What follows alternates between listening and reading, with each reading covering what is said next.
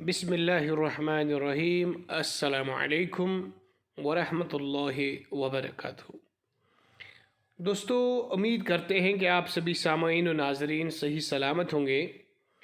तो जैसे कि आप सभी लोग जानते हैं कि हम बात कर रहे हैं detailed history of Jammu and Kashmir की। तो इस हवाले से हमने आलमोस्ट 10 लेक्चर्स अपलोड किए हैं और जिनमें हमने मुख्तलिफ़ डायनास्टीज़ की बात की है। हमने जितने भी एंशियंट से लेके चक डायनास्टी तक या उसके बाद जो डायनास्टी आती है, सिख की बात करें, अफ़गान की बात करें, मुग़ल्स की बात करें, तो जितने भी डायनास्टीज़ आती हैं हमने सिख डायनास्टी तक सारी डायनास्टीज़ के हवाले से बात की है।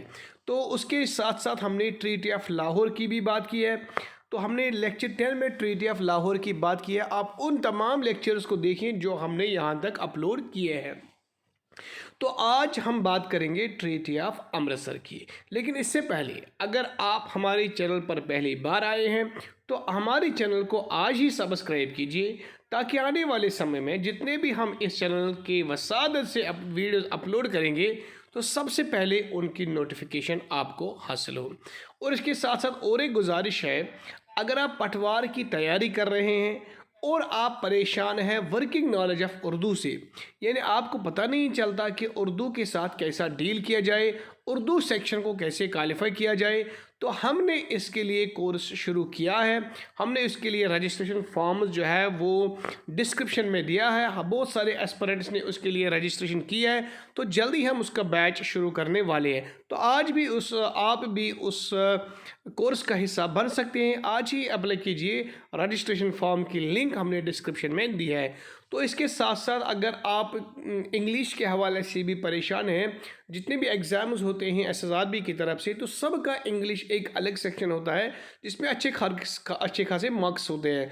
तो अगर आप चाहते हैं कि आपका इंग्लिश अच्छा हो और आप इंग्लिश सेक्शन में अच्छा स्कोर करें, तो आप इंग्लिश सेक्शन के लिए भी अपने आप को उसी लिंक में रजिस्टर कर सकते हैं, ताकि आप इंग्लिश में अच्छा कर पाएँ।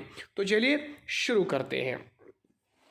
ट्रीटी ऑफ अमृतसर की हम बात करते हैं। तो सबसे पहली बात जो है ये है कि ट्रीटी ऑफ अमृतसर बहुत इम्पॉर्टेंट टॉपिक है from examination point of view. अगर आप एसएसआरबी के प्रीवियस ईयर पेपर्स को देखें, क्योंकि मैं खुद आज प्रीवियस ईयर पेपर्स की एक कलेक्शन यहाँ पे बनाता हूँ, तो मैं मल्टीपल टाइम्स मैंने देखा है कि ये जो ट्रीटी ऑफ अमृतसर है ये वेरी इंपॉर्टेंट टॉपिक है from examination point of view. तो अगर हम ये भी कहें कि ये टॉपिक एसएसआरबी का फेवरेट टॉपिक है, तो वो भी कहना गलत नहीं होगा, क्योंकि बहुत सारे क्वेश्चंस इससे पूछ चुके हैं। तो अब मसला क्या है, ये ज़रूरी नहीं कि वो ये पूछे डायरेक्टली कि ट्रीटी ऑफ अमृतसर कब हुआ है, बल्कि कभी कभार वो असर्शन और रीजनिंग के हवाले से भी असर्शन और रीज़न के हवाले से भी इसके बारे में क्वेश्चन पूछते हैं। कभी कभार वो मैच यानी कॉलम ए और कॉलम बी के उस लिहाज से भी क्वेश्चन पूछते हैं, और उनका एक ऑप्शन ट्रीटी ऑफ अमृतसर भी होता है। तो लिहाजा ये आप बिल्कुल ध्यान से सुनिएगा, क्योंकि ये वेरी इंपॉर्टेंट है from examination point of view. तो सबसे पहली बात, the first thing that you need to remember during Treaty of Amritsar is that it took place on March 16, 1846। ये डेट तो आपको याद रखना होगा। अगर हम ट्रीटी ऑफ लाहौर की बात करें और ट्रीटी ऑफ अमृतसर की बात करें, तो दोनों ट्रीटी में कंफ्यूजन होता है डेट का। लिहाजा आज ही आप ये याद रखिएगा कि अगर हम ट्रीटी ऑफ लाहौर की बात करें तो उसका है 9 मार्च, उसका डेट है 9 मार्च 1846, और ट्रीटी ऑफ अमृतसर का डेट है 16 मार्च 1846। तो आगे बढ़ते हैं। देखिए, बिल्कुल आप ध्यान दीजिएगा क्या हो गया और कब हो गया। This treaty between the British government on one part, यानी अगर हम बात करें कि ये ट्रीटी किन किन के दरमियान हुई है, तो it took place between British on one part and Maharaja Gulab Singh on the other part. यानी अगर हम इसकी बात करें तो ये ट्रीटी वो ट्रीटी थी जो ब्रिटिश के दरमियान और महाराजा गुलाब सिंह के दरमियान हुई है। याद रखिएगा, महाराजा गुलाब सिंह के दरमियान और ब्रिटिश के दरमियान। और किस मुद्दे पे ये हुई है वो हम आपको अभी बता देंगे, लेकिन यहाँ पे और एक नुक्ता आपको याद रखना होगा जो वेरी इंपॉर्टेंट पॉइंट है कि the treaty between the British government on the one part and Maharaja Gulab Singh of Jammu on the other concluded on the part of the British by Frederick Currie. ये पॉइंट आपको याद रखना होगा यहाँ पे कि अगर महाराजा गुलाब सिंह तो थे, लेकिन ब्रिटिश की ओर से अगर बात की जाए तो ब्रिटिश की ओर से इस ट्रीटी का जो हिस्सा रहा है वो रहे कौन, फेडरिक क्यूरी। या तो अगर ऐसा भी कहें कि फेडरिक क्यूरी के दरमियान और महाराजा गुलाब सिंह के दरमियान तो वो भी गलत नहीं होगा, लेकिन अगर ऐसा कहें कि it took place between British and Maharaja Gulab Singh तो वो भी कहना गलत नहीं होगा। लेकिन ये आपको एडिशनल पॉइंट ये याद रखना होगा कि ब्रिटिश की तरफ से यहाँ पे कौन थे, फेडरिक क्यूरी। तो the princely state of Jammu and Kashmir came into existence on March 16, 1846। तो अगर हम Jammu Kashmir as a princely state की बात करें तो यही इसकी हिस्ट्री रही है, यानी इसी डेट से Jammu Kashmir as a princely state जो है वो एग्जिस्ट हुई है, यानी मार्च 16, 1846।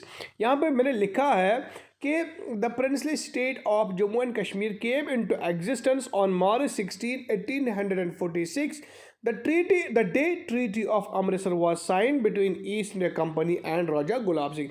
यहाँ East India Company it refers to the British. तो अब क्या याद रखना होगा आपको कि ट्रीटी ऑफ अमृतसर जो है it took place on March 16, 1846 and this was the same date when Jammu and Kashmir as a princely state came into existence. It formalized the arrangements in the Treaty of Lahore between the British East India Company and Raja Gulab Singh of Jammu after the first Anglo-Sikh War। अगर आपने इससे पहले का मेरा video देखा होगा जो treaty of Lahore के हवाले से है, आपने देखा होगा कि जब फर्स्ट एंग्लो सिख वार हुआ है महाराजा रंजीत सिंह के बारे में और ब्रिटिश के बारे में, यानी उन दो के दरमियान हो गया, महाराजा रंजीत सिंह के दरमियान और ब्रिटिश के दरमियान एक वार हो गया है, अंग्रेज़ों के दरमियान एक वार हो गया, that was called as the first Anglo Sikh war. तो उस वार से क्या हो गया, काफ़ी कन्फ्यूजन हो गया, काफ़ी कियास हो गया, काफ़ी डिसऑर्डर हो गया, अमन जो है वो गुम हो गया, लोग परेशान थे। Then treaty of Lahore came into existence. उसके बाद ट्रीटी ऑफ लाहौर एग्जिस्टेंस में आ गई, वजूद में आ गई, जिसने ये अमन फिर कायम किया। तो उसी ट्रीटी ऑफ लाहौर से क्या हो गया था कि अंग्रेज़ों को दिया गया था कौन, कश्मीर। अब जब उनको अंग्रेज़ों को कश्मीर दिया गया था तो अंग्रेज़ फिर मालिक बन गए थे, उन्होंने कश्मीर को अपने कंट्रोल में किया था। तो अंग्रेज़ों को ये जो कश्मीर है उनको शायद पसंद नहीं आया। उन्होंने ये सोचा कि हम इस पर ज़्यादा देर तक हुकूमत नहीं कर सकते, लिहाजा उस ट्रीटी को फॉर्मलाइज करके अब ये एक माहिदा हो गया है किन किन के दरमियान, राजा गुलाब सिंह के दरमियान और हो गया किन के दरमियान, ब्रिटिश के दरमियान। फिर the treaty of Amritsar mark the beginning of Dogra rule. अब चूंकि ये जो ट्रीटी ऑफ अमृतसर हुई है, as I have mentioned earlier that it took place between the British and Maharaja Gulab Singh. तो उससे क्या हो गया, चूंकि महाराजा गुलाब सिंह वाज एट डोगरा, तो when he purchased this Kashmir from the British and he became the first ruler of princely state of Jammu and Kashmir. That's why as he being a Dogral is considered as the first Dogra ruler of Kashmir. So Maharaja Gulab Singh is not only the founder of Dogra dynasty, but he is simultaneously as the first Dogra ruler of Kashmir.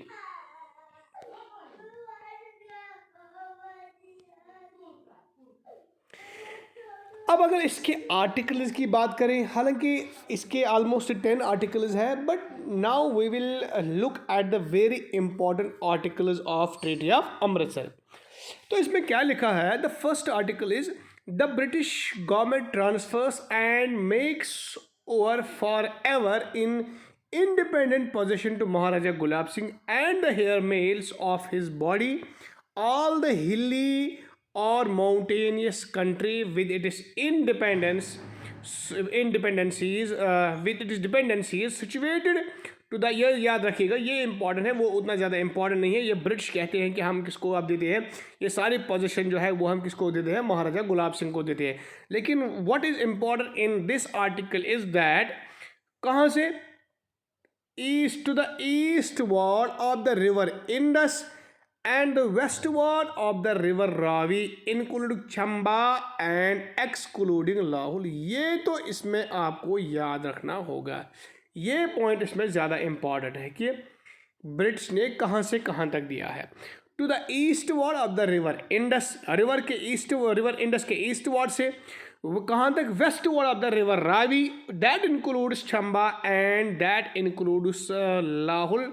ये आपको याद रखना होगा कि British ने कहाँ से कहाँ तक दिया है किसको, महाराजा गुलाब सिंह को।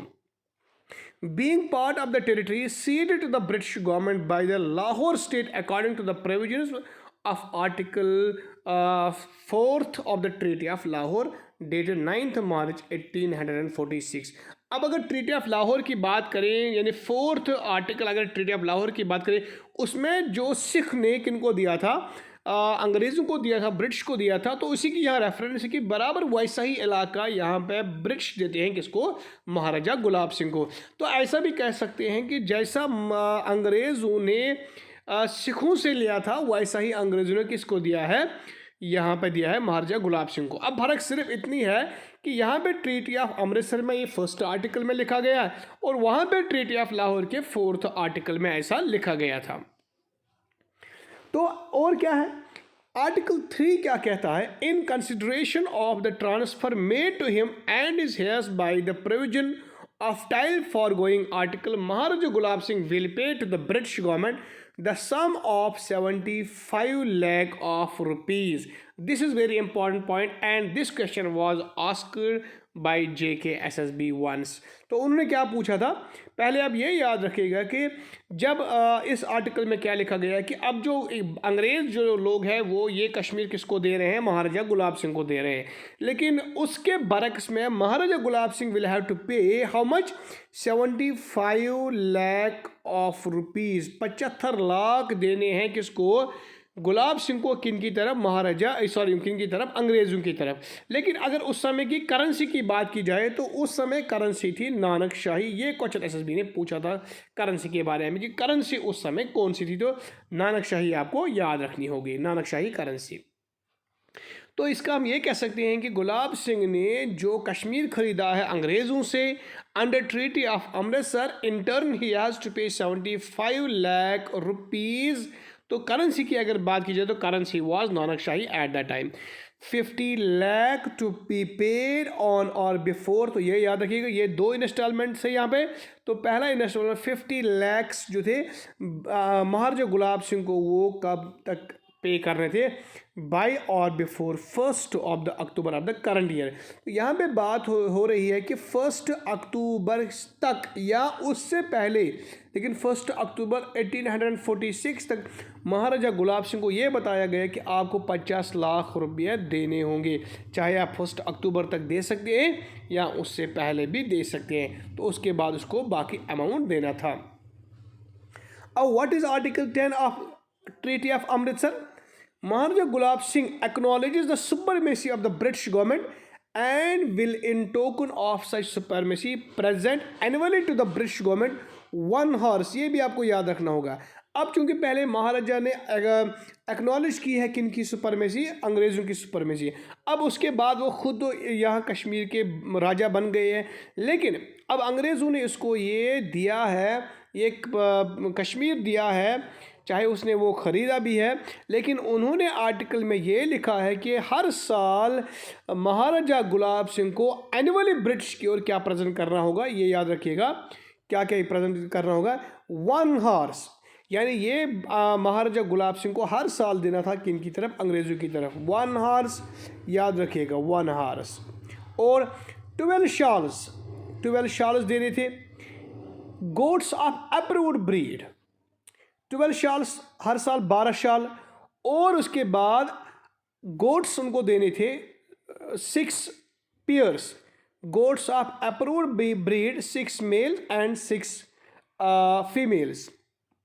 ये आप थोड़ा याद रखिएगा, मैं दोबारा ये कहूँ 1 horse, 12 shawls, goats of approved breed, 6 male and 6 females and 3 pairs of Kashmiri shawls. ये आप याद रखिएगा। यहाँ पे आपको थोड़ा ये बात याद रखनी होगी कि महाराजा गुलाब सिंह को हर साल क्या क्या देना होता था, किनको, अंग्रेज़ों को।